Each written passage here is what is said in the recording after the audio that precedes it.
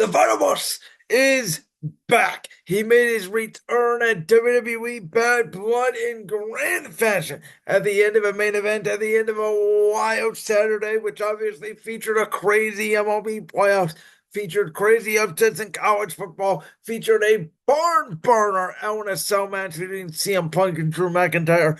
Obviously, the main event, I thought there were very good matches in between as well. Let's get into it. My WWE Bad Blood 2024 review. We're obviously going to kick things off with the Hell in a Cell match, which Corey Graves rightfully said at the end of that match that it looked like a crime scene in the ring. CM Punk and Drew McIntyre pulled a match straight out of All Elite Wrestling. Blood from the head, blood from the eyes, blood from everywhere.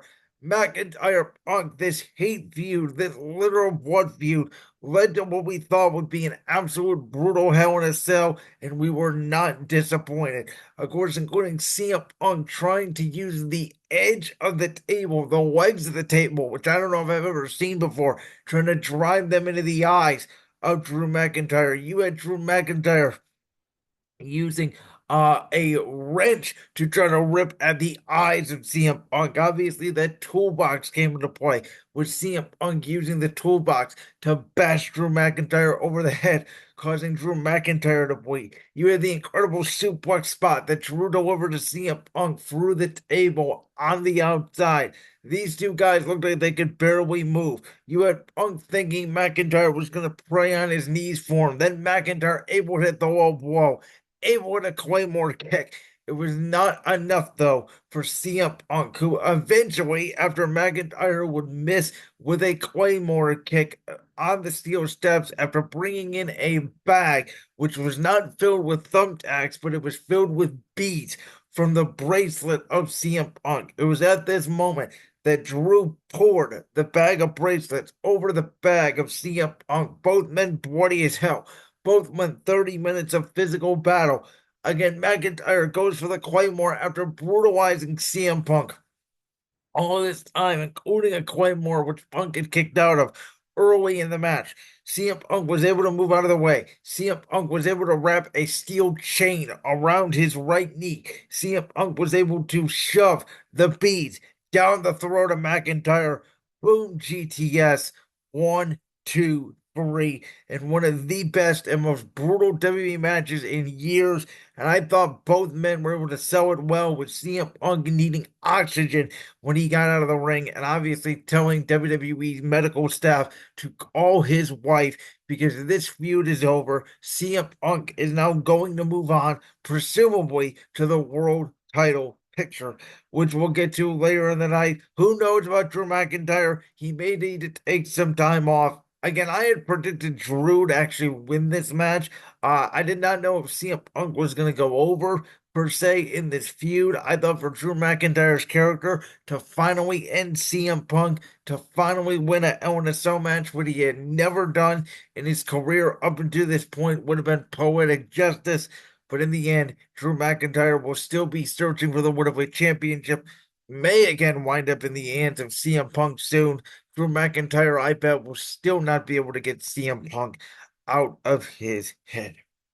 And then we get to the women's title match, which saw some very interesting spots between Nia Jax and Bayley. At the start of this match, Tiffany Stratton did not come out, Naomi did not come out, and Naomi did not come out at all, surprising to me. There was a few Samoan drop moments where Bayley looked like she countered, but Nia was able to pull it off. There was a weird spot on the top rope where Nia looked to counter into a Hurricane Rana, which the announcers, again, Michael Cole and Corey Graves, I always think on these POEs, do an extraordinary job of explaining to maybe fans that don't watch the weekly shows of Raw and SmackDown what the moves are, why they're doing it, what this feud is happening with. Again, this all came down to the point though where Nia Jax would eventually hit Bayley with a Bayley to belly. It obviously meant a 2 count. But there was a point in the match where both women were down. Tiffany Stratton comes down to the ring. She hits Bayley with the woman's Money in the Bank briefcase. And I think Tiffany Stratton is going to cash in on Nia Jax. It's going to become a triple threat match. TV time is going to be a real thing, and Miss Stratton is going to be the WWE Women's Champion. Instead, that's not the case. Nia Jax sits up. She catches Tiffany Stratton. Eventually, Stratton would distract Bayley long enough to allow Nia Jax to nail a scintillating annihilator to essentially put an end to that feud. Nia Jax wins the match, but now she's weary of Tiffany Stratton. And the question is, when will the Barbie, when will Tiffy time happen? When will she turn on the WWE Women's Championship? And also, there was a few heel turns on this show, which we'll get to.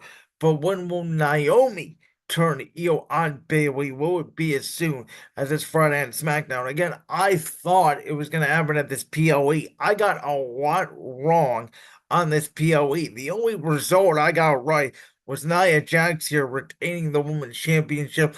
I thought Tiffany would get distracted, but I thought eventually Naomi would turn on Bayley for a huge moment. That did not happen.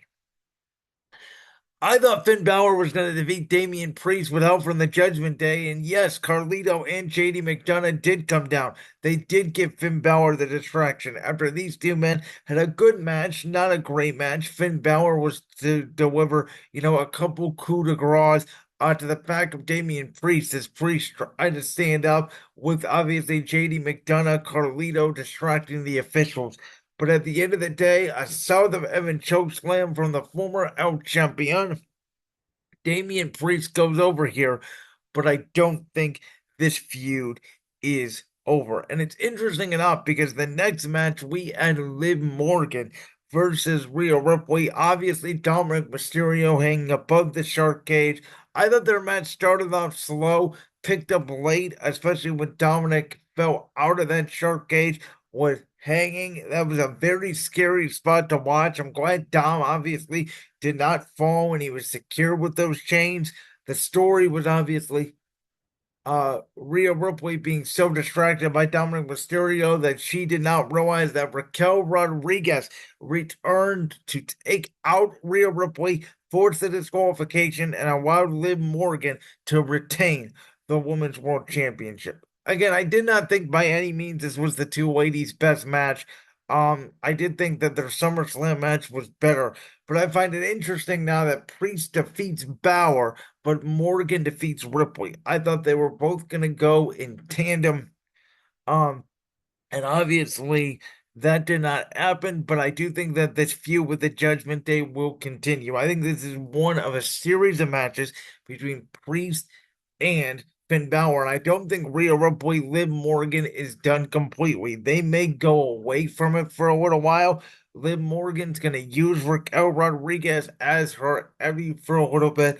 As Raquel, we don't know yet if she's just, friends with Liv Morgan, if she's gonna be in the Judgment Day per se. I think for now, she is going to be sort of the Evie. I don't know again if she's going to be full time Judgment Day or if she's just going to be Liv Morgan's friend, but she's going to help Liv. She's going to help Dom as they move on to other challengers here in the women's division. I thought that this really set up for potential storylines down the road. Survivor Series, Royal Rumble, even WrestleMania 41. I thought that's what this PLE was designed to do. And I do think Rhea Ripley, Mummy, is, looking for another opportunity. She got screwed out of the Women's Championship again by not just Liv Morgan, but by Raquel Rodriguez. Maybe those two get into a feud of their own. And it leads us to the Royal Rumble, where uh, I believe that Mummy will win her second Royal Rumble, will go on to challenge Liv Morgan and gain her Women's World Championship back. As I've been saying, I think WWE, this new regime, we know they love the long-term storytelling. This storyline is not over. Rhea Ripley will regain her championship at WrestleMania from Miss Morgan. Then we get to the main event, which Cody Rhodes, even though he got his entrance screwed up at WWE production, he got a huge pop. Roman Reigns got even more of a big pop. The crowd was really into this one, obviously chanting "F Solo." There was a lot of moments in there between Cody Rhodes and Jacob Fatu.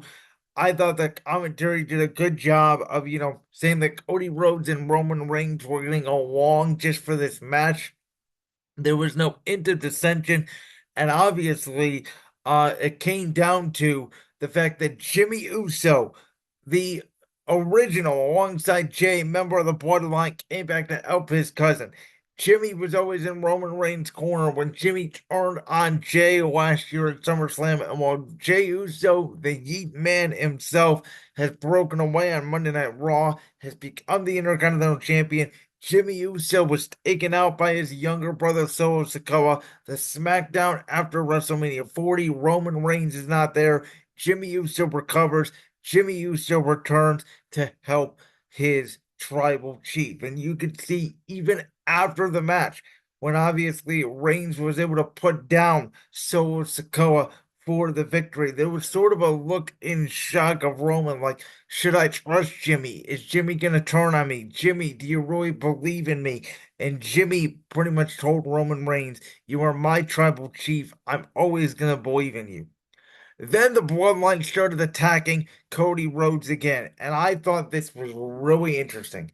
Roman Reigns and Jimmy Uso had left the ring against Solo Sikoa, Jacob Fatu, Tonga Loa, Tommy Tunga, who had made their appearance earlier in the match to try to distract Roman Reigns right before Cody Rhodes did a big splash where he put Jacob Fatu for the announce table. At this point, Cody Rhodes getting beat down by the bloodline. Jimmy Uso tells Roman Reigns, you better go help Cody.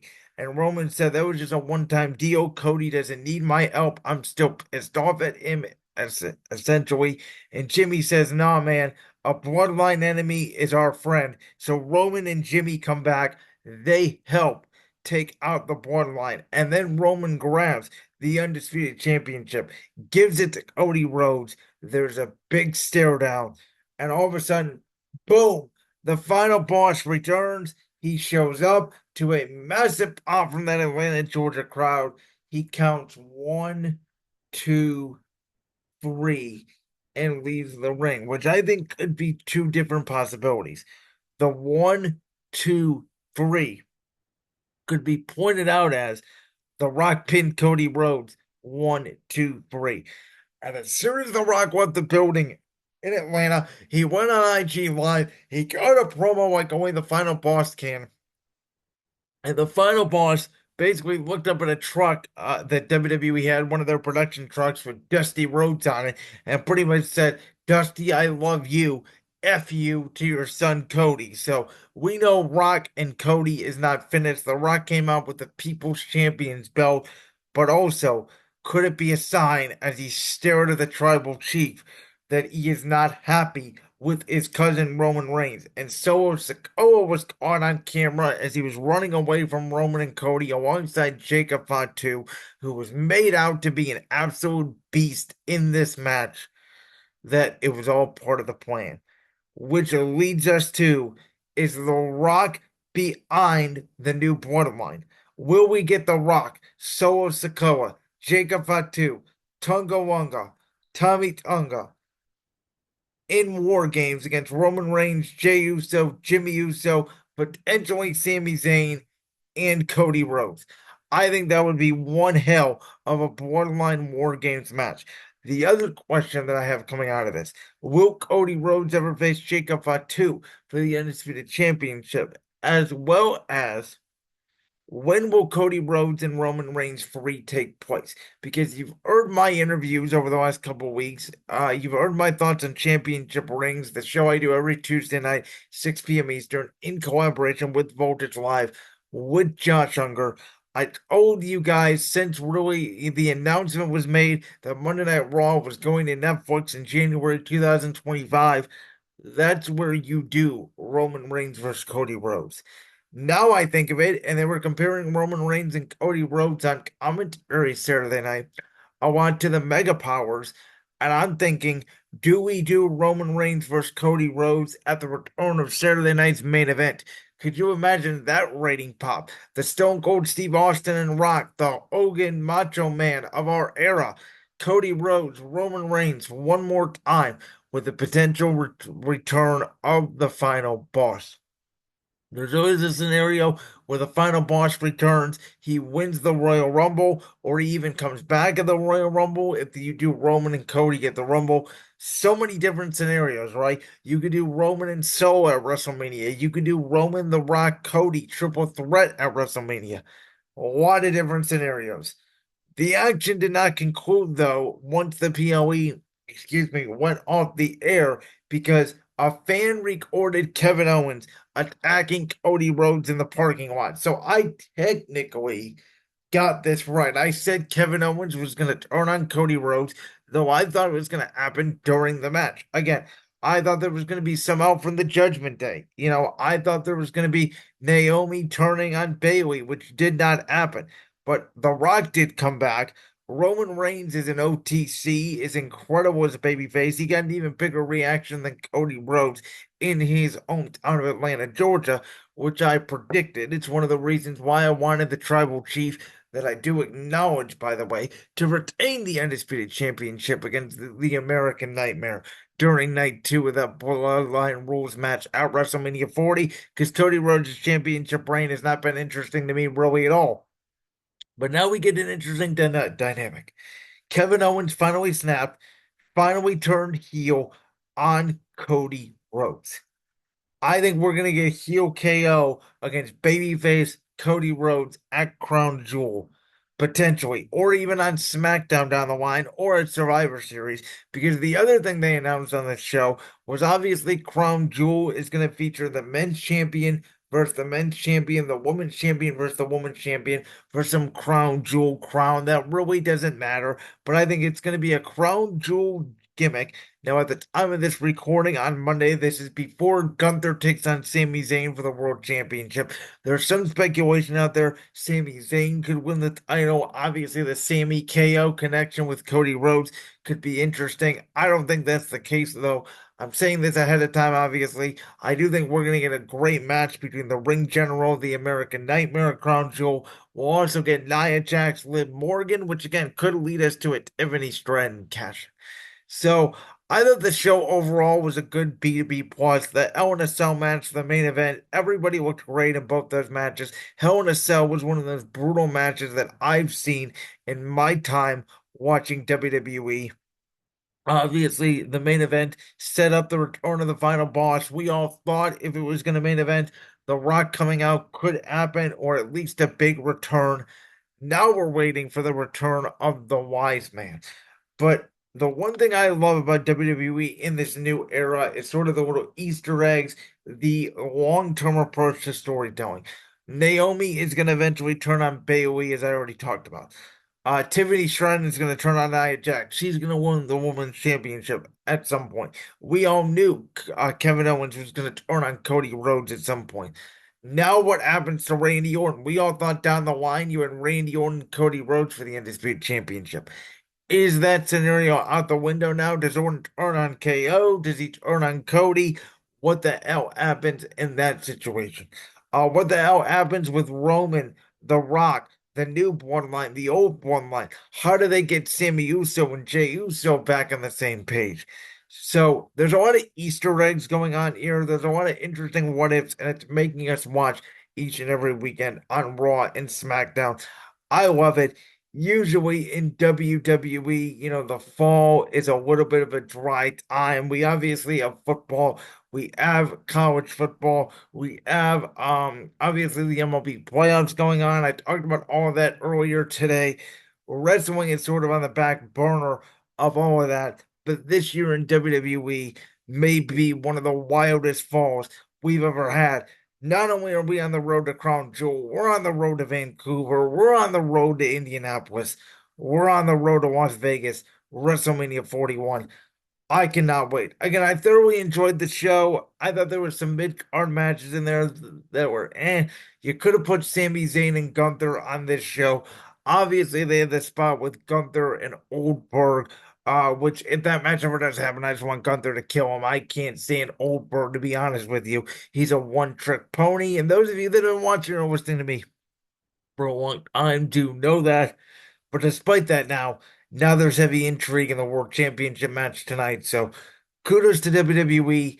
Phenomenal 60th straight show out. Great show. Honestly, hard to complain with WWE at any point right now. Like that clip from the Brand's World podcast? If so, make sure you go down there and hit that subscribe button.